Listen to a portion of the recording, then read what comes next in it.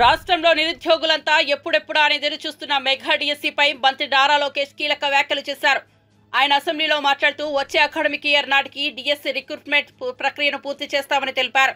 DSC notification విడుదలలో కొన్ని న్యాయపరమైన అడ్డంకులు ఉన్నాయని వాటిని క్లియర్ చేసి ముందుకు వెళ్లాల్సిన అవసరం ఉందని తెలిపారు.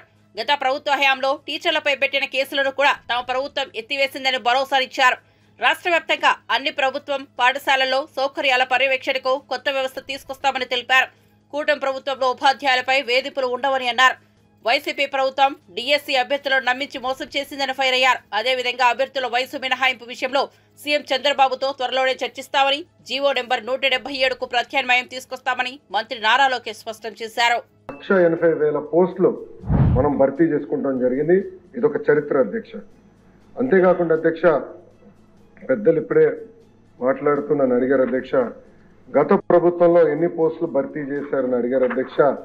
గత ప్రభుత్వంలో అసలు నోటిఫికేషన్ కూడా 12/2/24 అంటే ఎన్నికలకి ఇంకా 2 నెలలు ఉన్నాయనగా కావాలని నిరుద్యోగ యువకుల్ని మబ్బు పెట్టేదానికి 6,100 పోస్టులు, అది కూడా 6,100 పోస్టులు నోటిఫై చేసి ఇంకా ప్రాసెస్ ప్రక్రియ కూడా పూర్తి చేయలేదు అధ్యక్ష. అంటే గత ప్రభుత్వంలో డిఎస్సి ద్వారా భర్తీ చేసిన పోస్టులు 0.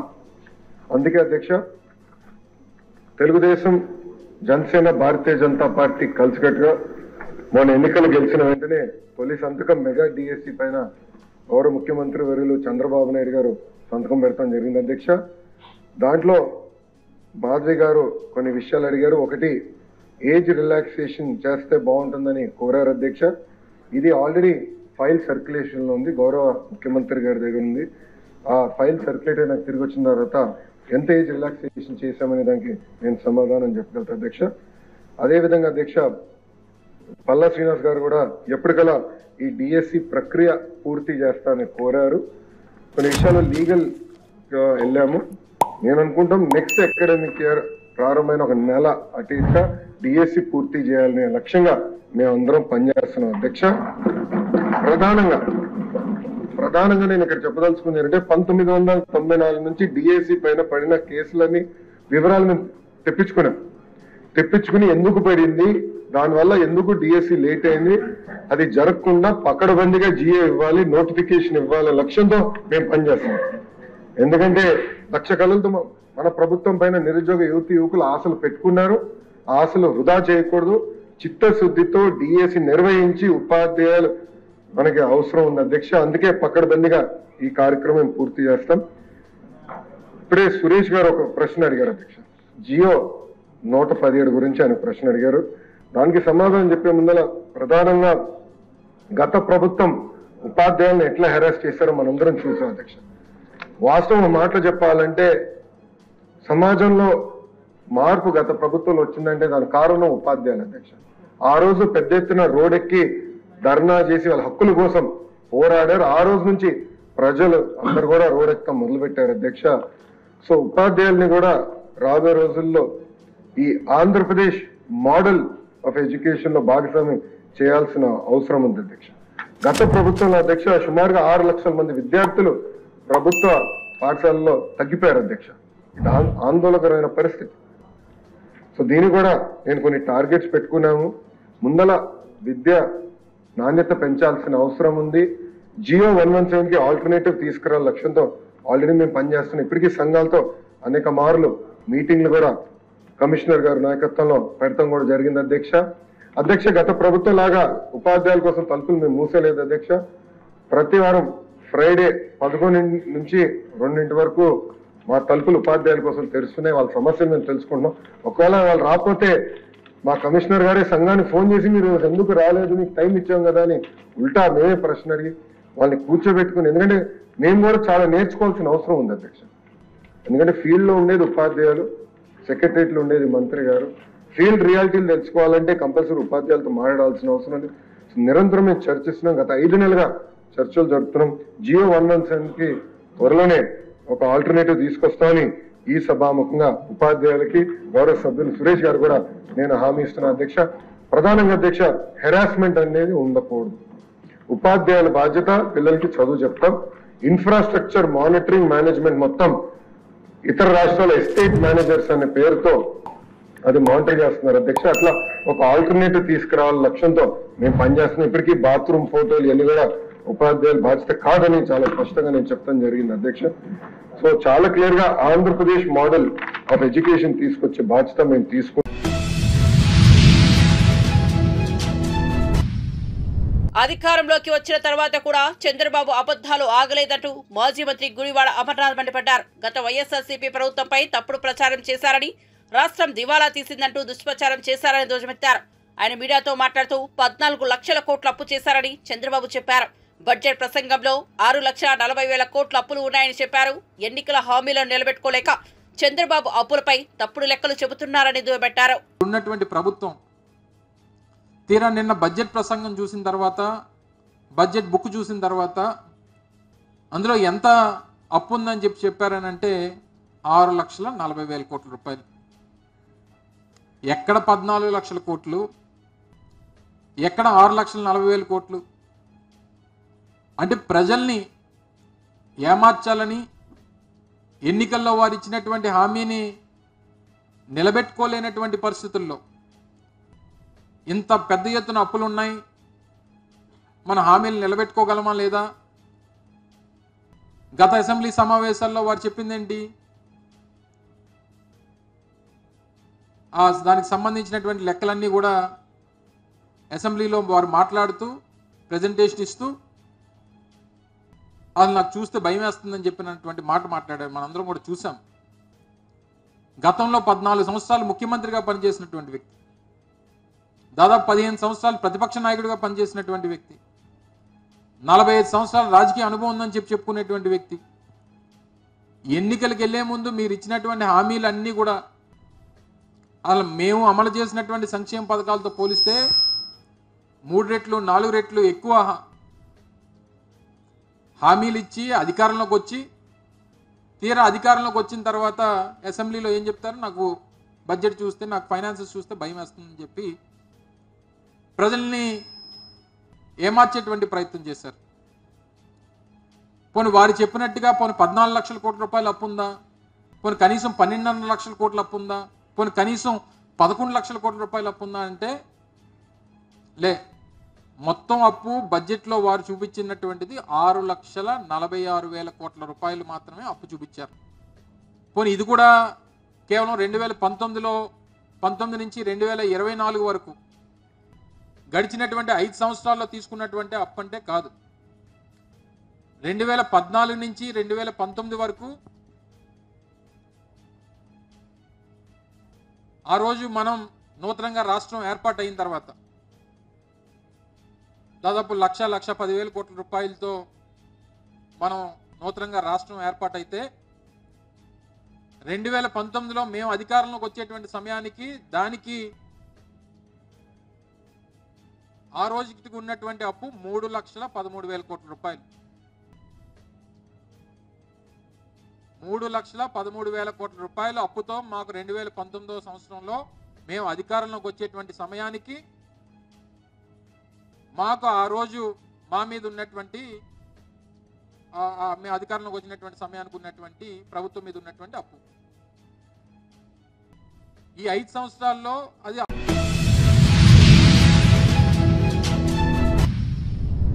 మీరు మారుతారా లేదంటే నన్నే ఊరి నుండి తరిమేయండి అంటూ తాడిపత్రి మున్సిపల్ చైర్మన్ ఎమ్మెల్యే జేసీ ప్రభాకర్ రెడ్డి తనదైన శైలిలో సొంత నియోజకవర్గం తాడిపత్రి పట్టణ వాసులకు వార్నింగ్ ఇచ్చారు.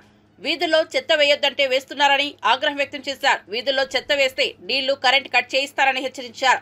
జరిమానా విధించాలా లేక చెత్తను మీ ఇంట్లో వేయించాలా అంటూ నిలదీశారు.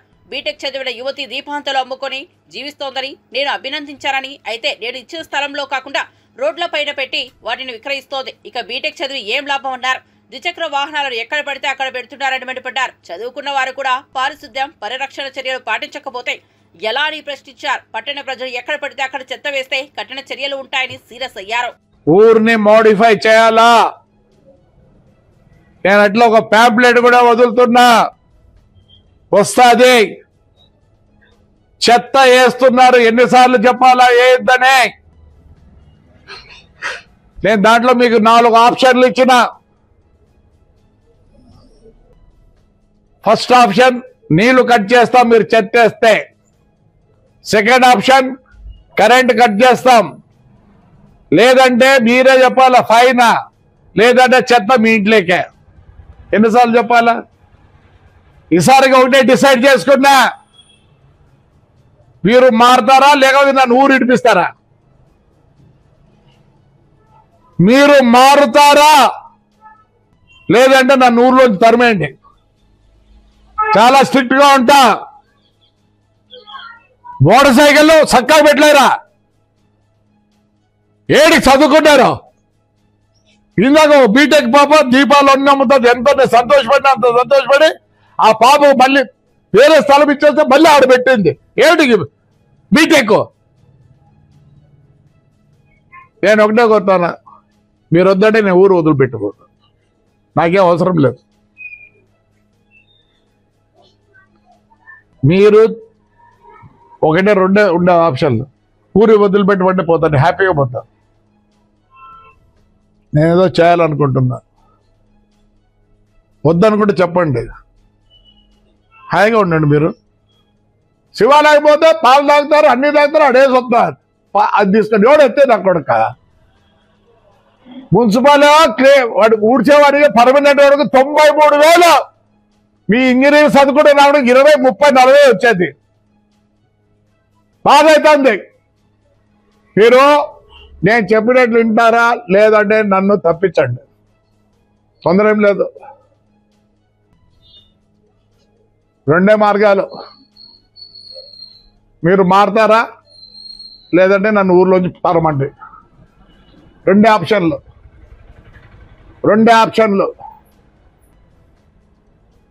మీకు కష్టమైతే నన్ను పంపించండి, నేను ఏడాది బతుకుంటా. మారండి దయచేసి. ఏమనంటే ప్రభాకర్ తిడతాడు, ప్రభాకర్ కోపం, బాధ. ఏంటి బాధ? ఏం తక్కువ నాకేం తక్కువ లేదు. మీకు ఎక్కువ ఉండి కూడా మీకేం తెలియదు, నాకు తక్కువ ఉండి నేను బాగున్నా, హ్యాపీగా ఉంటా, ఎప్పుడు హ్యాపీగా ఉంటా.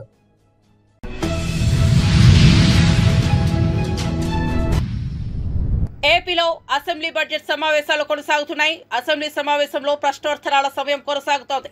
ఈ క్రమంలో బడ్జెట్ పై ఆర్థిక శాఖ మంత్రి పయ్యావుల కేశవ్ సమాధానమిచ్చారు. ఈ క్రమంలో గత ప్రభుత్వంపై నిప్పులు చెరిగారు. మంత్రి పయ్యావులు మాట్లాడుతూ వైసీపీ సర్పంచులు ఉన్న చోట నిధులు ఇవ్వకపోవడంతో 1450 కోట్లు గ్రామాలకు అందించినట్లు మంత్రి పయ్యావుల కేశవ్ పేర్కొన్నారు. మనం బయట బోర్డు తిప్పేసే కంపెనీలను రోజు చూస్తూ ఉంటాం అధ్యక్ష. పేపర్లో ఏపీ ఫైనాన్షియల్ సర్వీసెస్ కార్పొరేషన్ అని ఒకటి పెట్టారు అధ్యక్ష. దీని ఫలితం ఏంది అని అంటే, వాళ్ళు మేము బ్యాంకులు మీకు అధిక వడ్డీని ఇస్తాం, మాకు ఇవ్వండి అని. కేవలం బయట చీటింగ్ కంపెనీలు ఎట్లా చేస్తాయో అదే ఏపీ ఫైనాన్షియల్ సర్వీసెస్ చేసి రాష్ట్రంలో వివిధ సంస్థల్లోనూ ఆర్గనైజేషన్లోనూ కార్పొరేషన్లో ఉండే డబ్బులు, ఎన్టీఆర్ హెల్త్ యూనివర్సిటీలో ఫీజులు కట్టినటువంటి స్టూడెంట్ల డబ్బు 400 కోట్లు బలవంతంగా, ఇంటర్మీడియట్ బోర్డులో మనమందరం చిన్నప్పటి నుంచి 40-50 సంవత్సరాల నుంచి పేరుకుపోయినటువంటి డబ్బులు, స్త్రీనిధి కార్పొరేషన్ మహిళల కోసం ఉపయోగించినటువంటి నిధులు, ఇట్లాంటివి అన్నింటినీ డైవర్ట్. వాసవికాంత్ గారు ఇంట్లోనే కూర్చొని సోప్ మేకింగ్ బిజినెస్ చేస్తూ 36 లక్షలు సంపాదిస్తున్నారు. మీరు కూడా ఆమె నుండి నేర్చుకోవాలా? అయితే ఇప్పుడే ఫ్రీడమ్ యాప్ని డౌన్లోడ్ చేసుకోండి. చేసి ఏపీ ఫైనాన్షియల్ సర్వీసెస్ తెచ్చారు. మంచిదే, మీరు బ్యాంకింగ్ చేసి అవి ఎవడికి అప్పిచ్చి వాళ్ళకి తిరిగిస్తే సంతోషం అధ్యక్ష. కానీ ఏం చేశారు అధ్యక్ష, ఇవి ఇక్కడికి రావడం, ఇక్కడ నుంచి ఏపీ ఎస్డిసి ఎక్కడా లింక్ దొరకదు అధ్యక్ష. ఇక్కడ నుంచి ఏపీ ఎస్డిసి స్టేట్ డెవలప్మెంట్ కార్పొరేషన్కి ఇవ్వడం, అక్కడి నుంచి రాష్ట్ర ప్రభుత్వంలో ఉన్నటువంటి పథకాలకి ఇవ్వడం. ఎవ్వరు భారతదేశంలో ఏ రాష్ట్రం కూడా చేసి ఉండదు అధ్యక్ష. ఇవాళ ఆ 4,000-5,000 కోట్లు ఎవరు చెల్లించాలి అధ్యక్ష? ఏపీ ఫైనాన్షియల్ సర్వీసెస్ కార్పొరేషన్ది ఈ రాష్ట్ర ప్రభుత్వం. అక్కడ ₹1 లేదు అధ్యక్ష. ఇందాక అప్పుల గురించి మాట్లాడినప్పుడు ఒకటి మర్చిపోయాను అధ్యక్ష, చెప్పాలి తప్పకుండా. పబ్లిక్ అకౌంట్ లయబిలిటీస్ 80,000 ఉన్నాయని. ఈ 80,000లో ఏంటి అధ్యక్ష ఈ పబ్లిక్ అకౌంట్ లయబిలిటీస్ అంటే? ఉద్యోగులు వాళ్ళ పిఎఫ్లో ఆ సిపిసి కాంట్రిబ్యూషన్, స్మాల్ డిపాజిట్స్ ఇట్లాంటివి పెట్టుకున్నటువంటి అధ్యక్ష. దానికి ఈ రాష్ట్ర ప్రభుత్వం ఒక ధర్మకర్త మాత్రమే అధ్యక్ష, ట్రస్టీ మాత్రమే అధ్యక్ష. దాన్ని వాడుకోవడానికి లేదు అధ్యక్ష. 80,000 కోట్ల రూపాయలకి ధర్మకర్తగా ఉండాల్సినటువంటి ప్రభుత్వం అకౌంట్లో 80,000 కోట్లు కనపడుతున్నాయి అధ్యక్ష. 80,000 కోట్లు క్యాష్ లేదు అధ్యక్ష. ఇట్స్ ఎ ఫ్యాక్ట్ అధ్యక్ష, ఇట్స్ ఎ ఫ్యాక్ట్. అధికారులు ఉన్నారు, ఒక శాసనసభని తప్పుదోవ పట్టించాల్సినటువంటి అవసరం మాకు లేదు అధ్యక్ష. అందులో స్టాట్యూటరీ లైబిలిటీస్ కొన్ని ఉన్నాయి అధ్యక్ష. 21,000 కోట్ల రూపాయలు విధిగా రాజ్యాంగబద్ధంగా ఉద్యోగులకు చెల్లించాల్సినటువంటివి ఉన్నాయి అధ్యక్ష. అవి కూడా డైవర్టెడ్ అధ్యక్ష.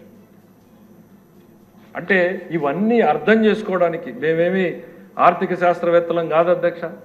ప్రజల మధ్య గడిపి ప్రజల కోసం నిరంతరం ప్రజల కష్టాలను బాగు చేయడం కోసం వచ్చినటువంటి వాళ్ళం. మాకున్నటువంటి పరిమితమైన జ్ఞానంతో చంద్రబాబు నాయుడు గారి సూచనలతో సలహాలతో అధికార యంత్రాంగాన్ని కూడా కూర్చోబెట్టుకుని ఎట్లా ముందుకు పోవాలని తవ్వుతూ ఉంటే ఒక్కొక్కటి వెలుగులోకి వస్తూ ఉన్నాయి అధ్యక్ష. అంటే ఇది నాకైతే తెలుగులో పదాలు ఆర్థిక అరాచకం విధ్వంసాన్ని మించి ఇంకేమైనా పదాలుంటే మీ గోదావరి భాషలో మీరే చెప్తే సంతోషిస్తాం అధ్యక్ష.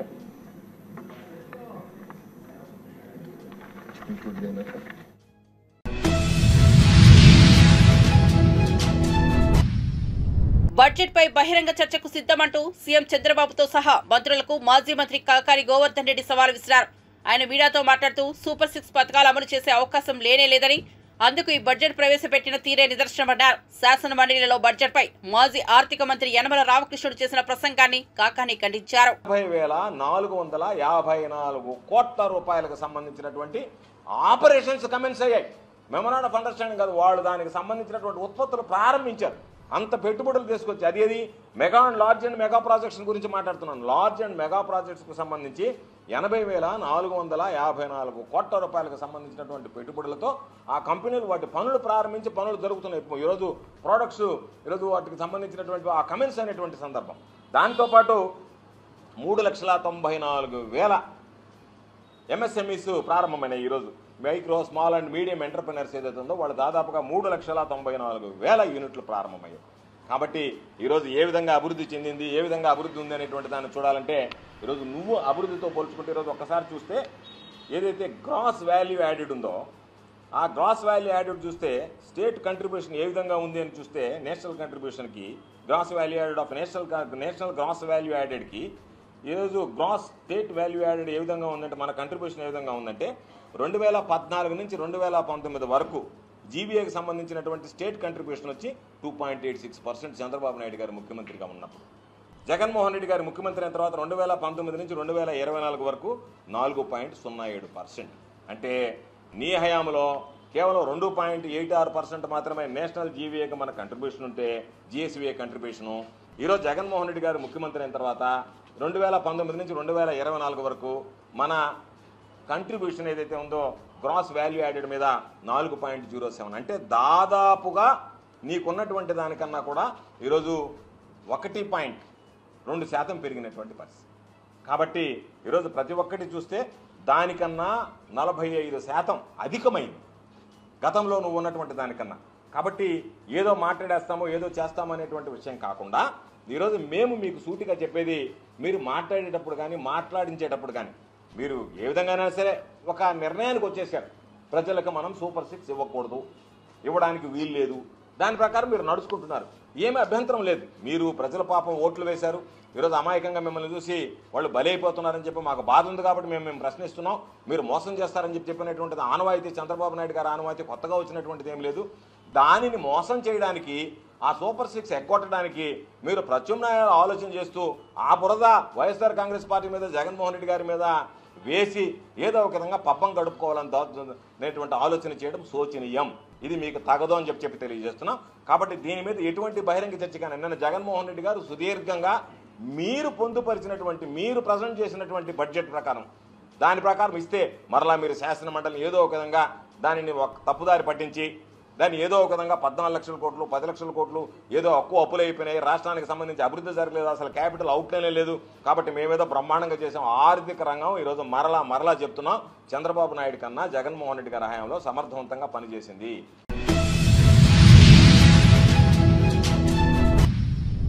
సినీ నటుడు ఎన్టీఆర్ తమ అభిమానాన్ని వినూత్నంగా చాటుకున్నారు. కొందరు యువకులు కుప్పం నుంచి హైదరాబాద్ వరకు నడుచుకుంటూ ఎన్టీఆర్ నివాసానికి వచ్చారు. నందమూరి తారక రామారావుతో ఎన్టీఆర్ చిన్నతనంలో కలిసి దిగిన చిత్రపటాన్ని ఆయనకు బహూకరించారు. తన వద్దకు వచ్చిన అభిమానులకు ఎన్టీఆర్ ఆప్యాయంగా పలకరించి వారితో ఫోటోలు దిగారు.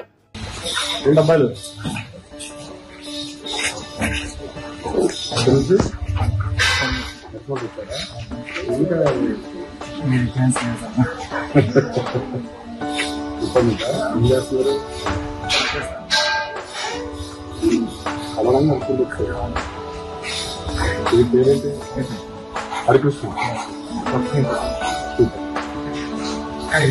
కదిరప్ప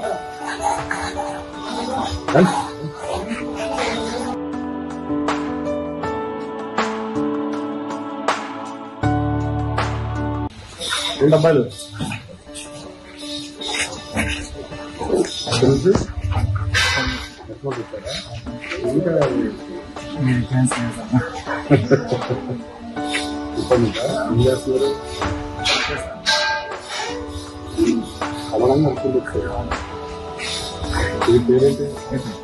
హరికృష్ణ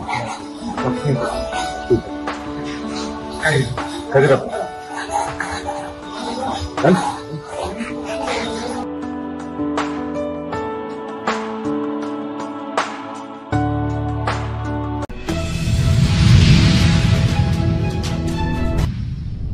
తన మేనిఫెస్టోతో కూటం ప్రభుత్వం రాష్ట్ర ప్రజల్ని పదే పదే మోసం చేస్తోందని వైఎస్ఆర్సీపీ ఎమ్మెల్సీ వరదు కళ్యాణి మండిపడ్డారు.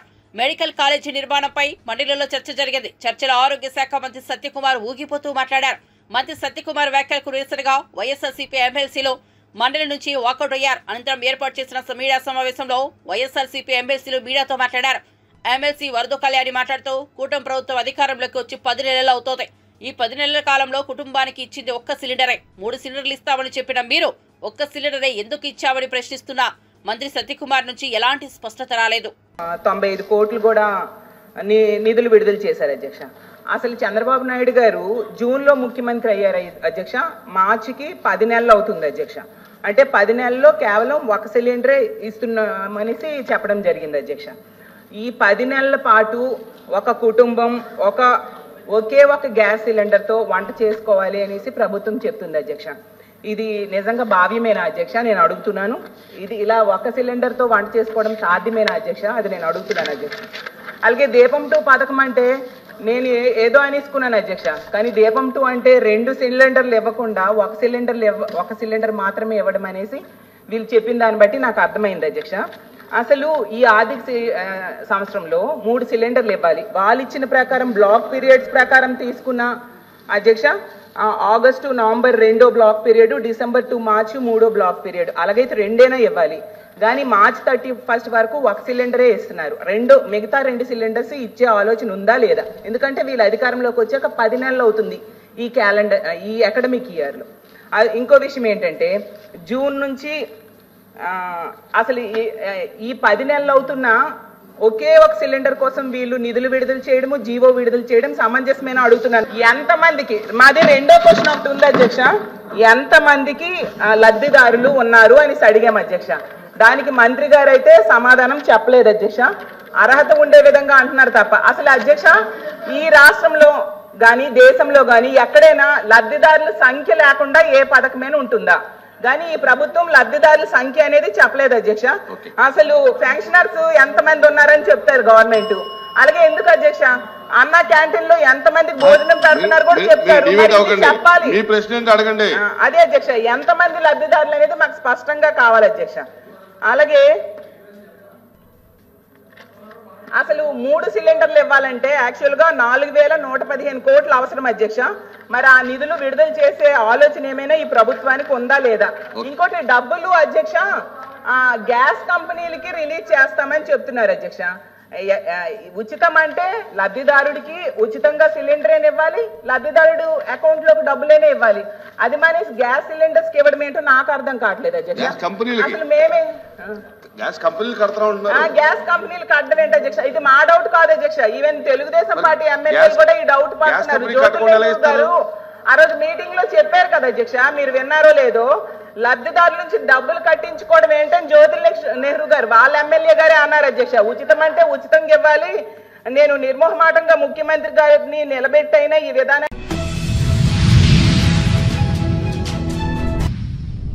రాష్ట్రంలో ఎన్డీఏ కూటమి ప్రభుత్వం ఎన్నికల సమయంలో ఇచ్చిన హామీలను ఒక్కొక్కటిగా అమలు చేస్తోంది. ఈ క్రమంలో సీఎం చంద్రబాబు రాష్ట్ర అభివృద్ధిపై ప్రత్యేక దృష్టి పెట్టారు.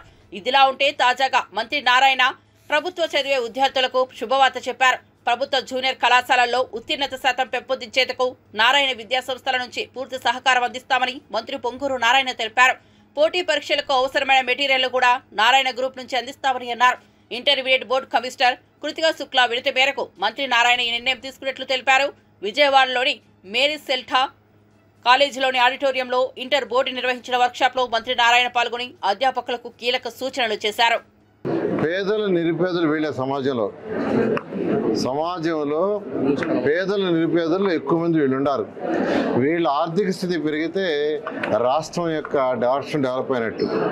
అందుకనే ముఖ్యమంత్రి గారు రాబోయే 5 సంవత్సరాల్లో వీళ్ళ యొక్క ఆర్థిక స్థితి డెవలప్ కావాలి, ఈరోజు వచ్చే ఇన్కమ్ని 2 కావాలని దిశానిర్దేశం మాకు ఇచ్చారు. కరెక్ట్ చేసినట్టుగా దాన్ని December 31 లోపల దాన్ని స్క్రూటినైజ్ చేసి దాంట్లో ఏమైనా కరెక్షన్స్ తప్పులు ఉంటే మళ్ళీ వెరిఫై చేయించి పై అధికారులతో వెరిఫై చేయించి ఆ డేటాతో అనలైజ్ చేస్తే ఎవరికి ఏం చేయాలా, ఏ ఏరియా వాళ్ళకి కానీ ఏ ఇన్కమ్ వచ్చే వాళ్ళకి కానీ ఎలాంటి పథకం.